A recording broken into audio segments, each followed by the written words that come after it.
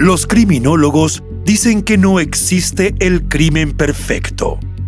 Lo que existe es el crimen mal investigado.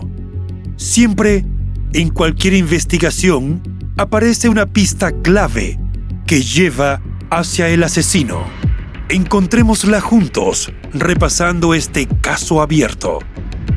Hola a todos, mi nombre es León, y en cada video repasaremos todos los detalles de los más terribles casos criminales. Antes de empezar, no te olvides de suscribirte y dejar tu me gusta para que puedas seguir trayéndote el mejor contenido de investigación. Recuerda también activar la campanita, ya que estaré subiendo videos 3 veces a la semana. Empecemos. El caso de Mónica Serrano.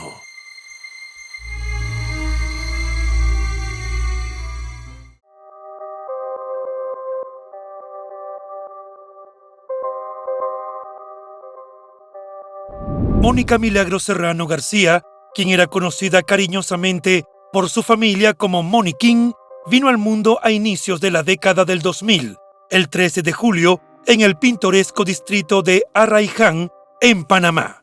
Desde el principio, fue la luz de los ojos de sus padres, Mónica García y Castor Serrano.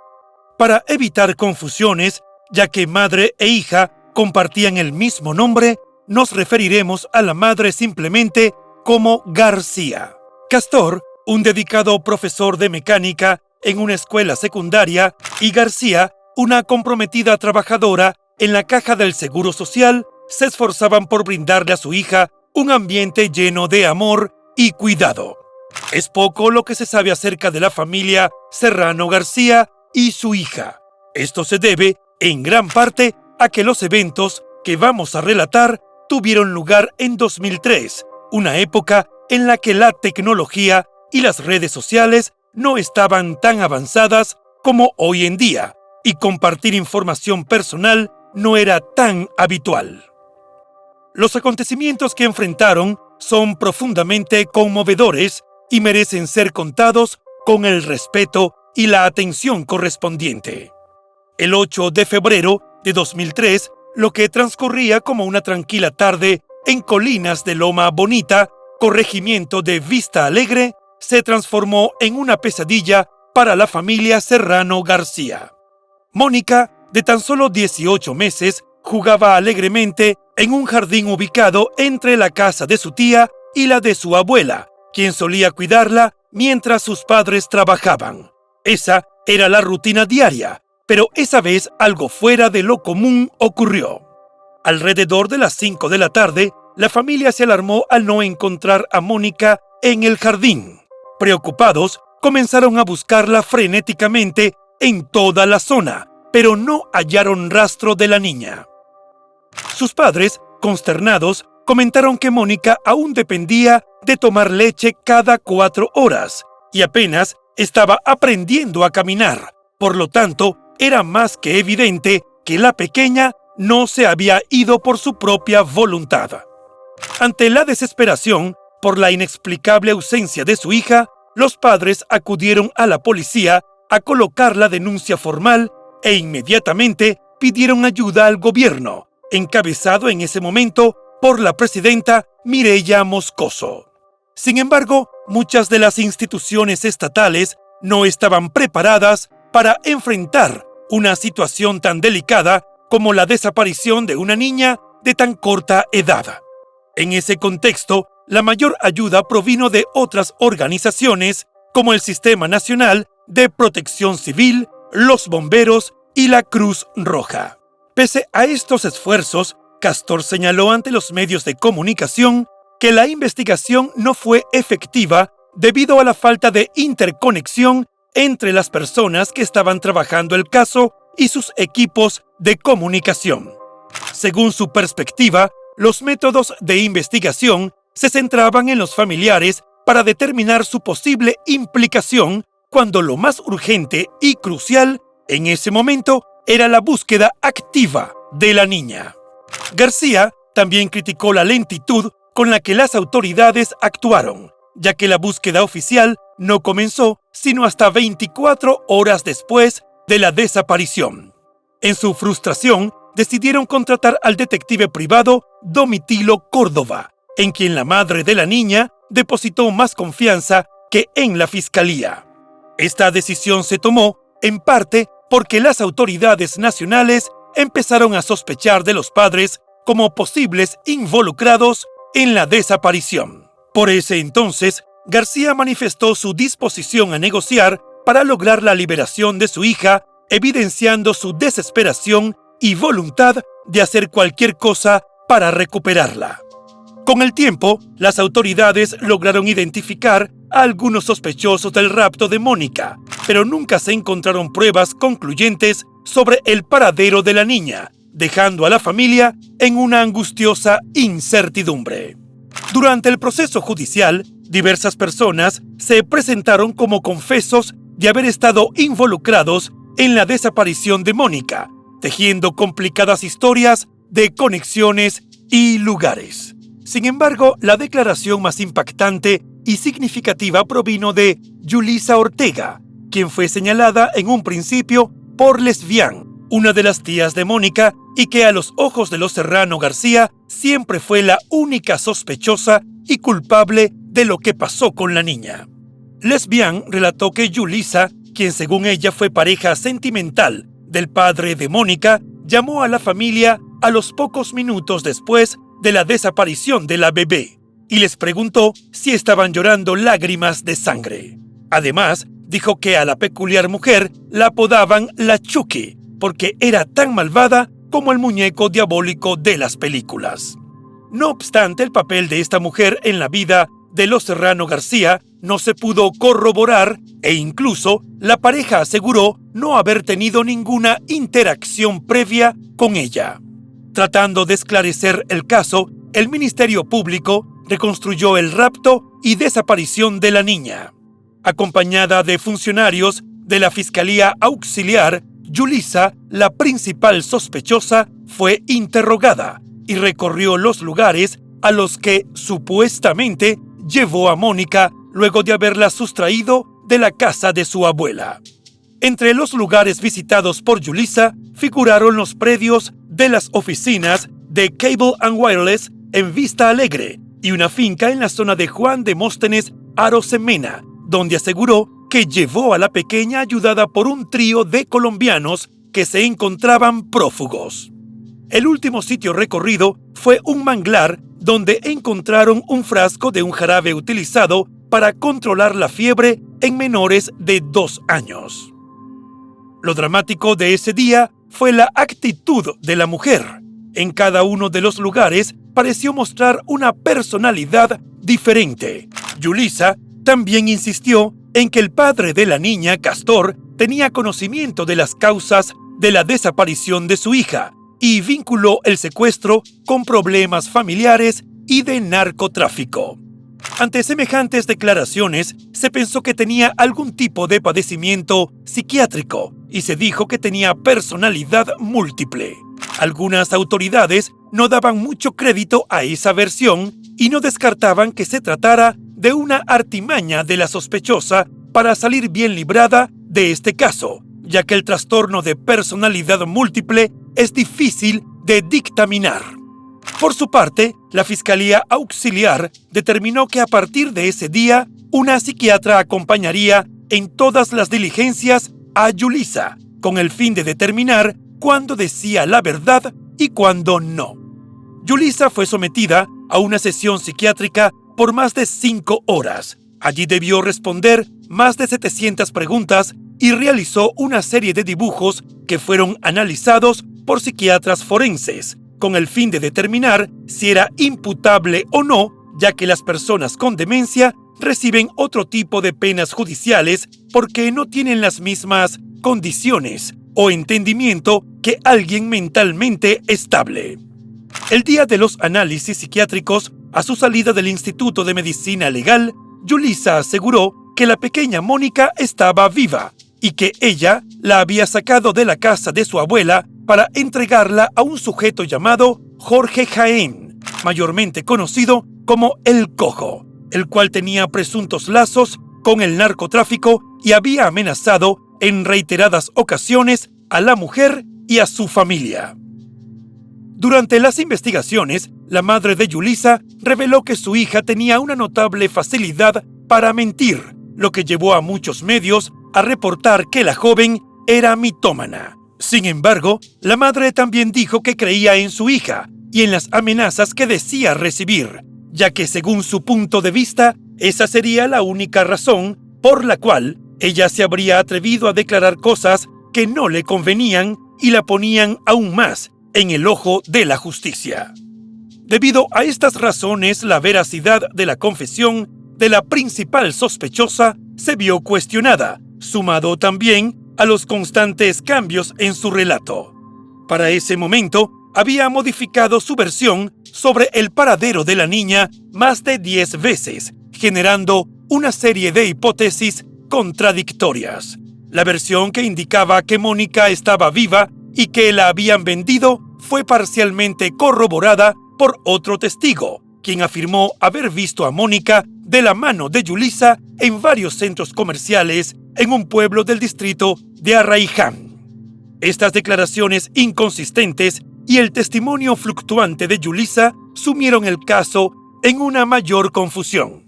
La familia Serrano García se vio atrapada en un torbellino de incertidumbre y desesperación, sin obtener respuestas claras sobre el destino de su querida hija. La complejidad y el drama del caso mantuvieron a la comunidad y a los medios en vilo, mientras cada nueva revelación añadía capas de misterio y desesperanza. A pesar de los esfuerzos, las autoridades no lograron obtener pruebas concluyentes que esclarecieran el paradero de Mónica, dejando a sus padres y seres queridos con un dolor profundo y un vacío que nunca se llenó. Mientras tanto, los esposos Serrano, consumidos por la desesperación en los meses posteriores a la desaparición, tomaron medidas drásticas para financiar la búsqueda de su hija.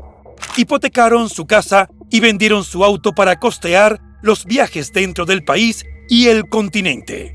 Incluso presionaron para que se emitiera una orden de difusión internacional para intentar localizar a la pequeña. Según García, nunca recibieron apoyo económico del gobierno y tuvieron que luchar incansablemente para obtener préstamos. La búsqueda de Mónica llevó a su madre a faltar al trabajo en numerosas ocasiones, lo que resultó en quincenas sin cobrar, hasta que finalmente fue pensionada por invalidez. Sin embargo, la necesidad económica la obligó a volver a trabajar para evitar perder por completo su hogar. También, en un esfuerzo desesperado por encontrar alguna pista sobre el paradero de la niña, la madre viajó a varios países, incluyendo Costa Rica, Colombia, República Dominicana y Estados Unidos. Incluso acudieron a entidades en los Estados Unidos que pudieran ayudarlos a realizar un retrato con progresión de edad para poder mostrar cómo se vería Mónica más grande, con la esperanza de que alguien pudiera reconocerla incluso si habían pasado algunos años. La desaparición de Mónica llevó a las autoridades panameñas a detener a un total de 11 personas, entre ellas Yulisa, quien declaró que la niña había sido enviada a Costa Rica, pero esta afirmación no aportó avances significativos en la investigación. Sin embargo, las autoridades procedieron legalmente en contra de las personas detenidas debido a su supuesta participación en la desaparición de Mónica. En octubre de 2006, la jueza primera de lo penal del Tercer Circuito Judicial de Panamá, Alina Ubiedo, determinó que había suficientes pruebas para llevar a juicio a los 11 implicados en el supuesto delito contra la libertad individual en perjuicio de la niña. Esta decisión fue tomada después de 3 horas de alegatos presentados por los abogados defensores, el querellante y el Ministerio Público.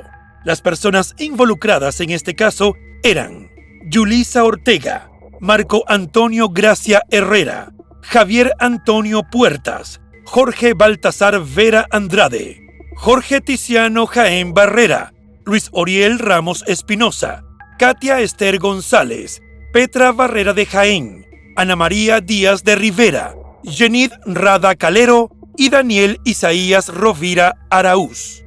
3 años después, en 2009, 6 de los involucrados, incluidos Yulisa y Jorge, fueron condenados a prisión, mientras que los otros 5 acusados fueron absueltos. Yulisa, el personaje más mediático de todos los acusados, fue descrita según la evaluación psicológica realizada durante el proceso legal como una mujer disocial, lo que significa que tiene un patrón de comportamiento repetitivo en el que se violan los derechos fundamentales de los demás. Y a eso se suma que es vengativa, según los especialistas en salud mental. La sentencia fue apelada por varios abogados defensores, pero todas las apelaciones fueron desestimadas y las condenas fueron confirmadas. Sin embargo, aunque ante los ojos de la justicia los culpables habían sido condenados, nunca se logró obtener una versión concreta sobre lo que realmente sucedió con Mónica Serrano aquel 8 de febrero. En 2009, la esperanza de la familia se reavivó brevemente cuando se informó de una niña con rasgos similares a Mónica que había sido vista en Ecuador. No obstante, tras realizar pruebas de ADN, descubrieron que, aunque la niña era panameña, no se trataba de Mónica. Frustrados por la falta de resultados, los allegados a la niña decidieron cambiar de estrategia y adoptar el método de las Madres de Plaza de Mayo, una organización argentina creada en 1977 por familias de niños desaparecidos durante la dictadura en dicho país. Este enfoque se basaba en la idea de que los niños desaparecidos podían encontrarse a sí mismos a través de la información proporcionada por sus familiares. En 2010, la madre de Mónica escribió un libro titulado Volveré a abrazarte, Mónica, en el que narra su desgarradora experiencia. En 10 capítulos de lenguaje sencillo, pero profundamente emotivo, la obra describe los momentos del nacimiento de Mónica, las intensas tareas de búsqueda y los desesperados intentos de sus padres por hallar a su hija. Castor explicó que su esposa escribió este libro pensando en el momento en que Mónica pudiera aprender a leer. La idea era que si su hija estaba en algún lugar y podía acceder al libro, podría reconocerse a sí misma y encontrar el camino de regreso a su familia.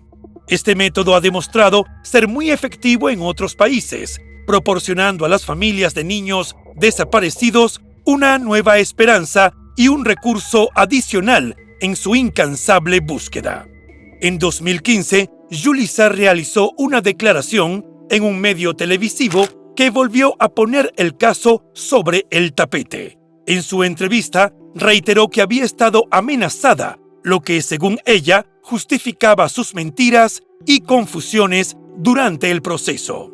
Acusó a Castor, el padre de Mónica, y a una de las condenadas de ser los verdaderos autores del crimen. Alegó que, bajo coacción, había acusado erróneamente a otros y que la verdad era diferente.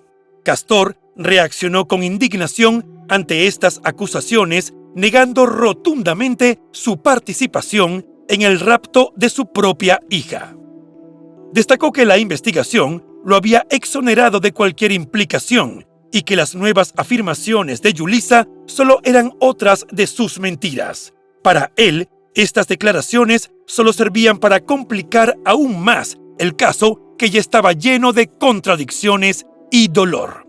En 2020, la búsqueda de Mónica tomó un giro inesperado cuando el nombre de Grifina López empezó a circular en Panamá como una posible coincidencia con la niña desaparecida.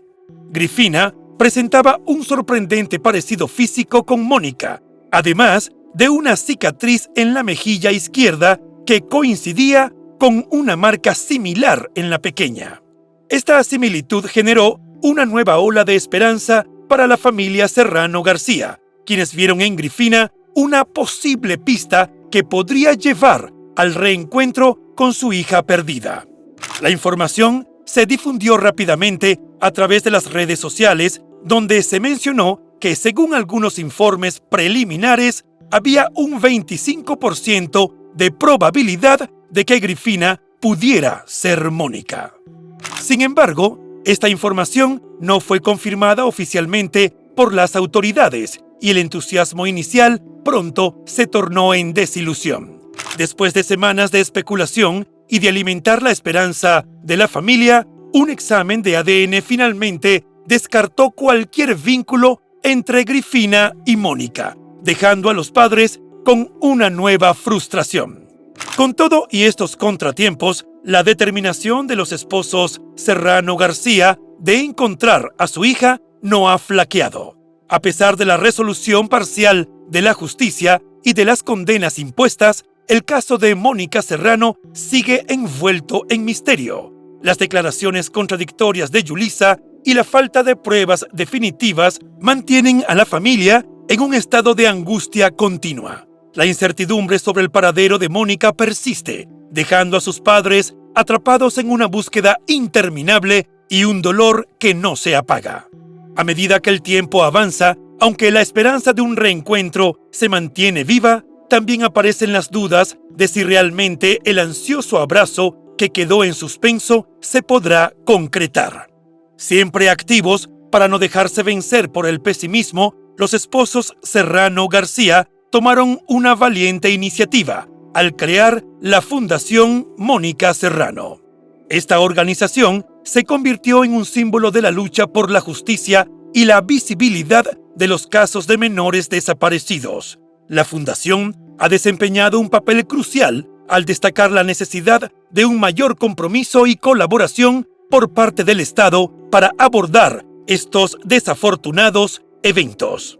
Un estudio realizado por el Fondo de las Naciones Unidas para la Infancia, conocido como UNICEF, y el Centro Internacional para Niños Desaparecidos y Explotados, reveló la alarmante situación en Centroamérica, donde la falta de legislación adecuada y recursos para tratar estos casos es preocupante. De todos los países de la región, solo Guatemala cuenta con una legislación específica para enfrentar el problema de los menores desaparecidos, dejando a los demás países en una situación precaria.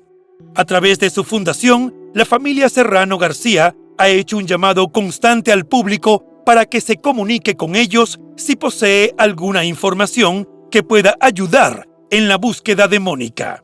Su esfuerzo por mantener viva la esperanza y la conciencia sobre la desaparición de su hija ha sido una tarea continua y desafiante.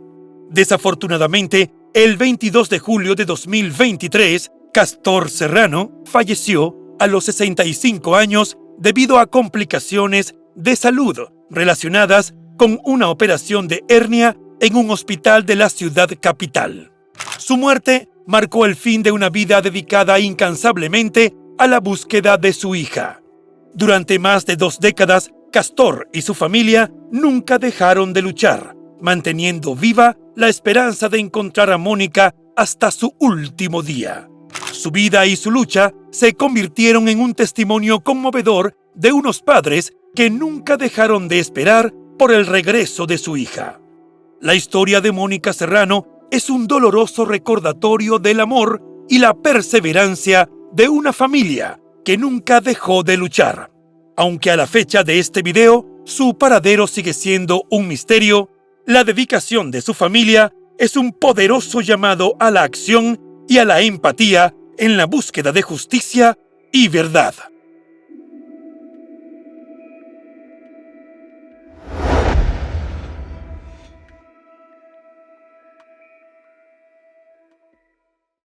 Y bueno, hasta aquí el caso de hoy. Como siempre, agradezco tu apoyo a mi trabajo. Si te suscribes, das un me gusta y compartes este video, me ayudarás a seguir creando contenido. Hasta pronto.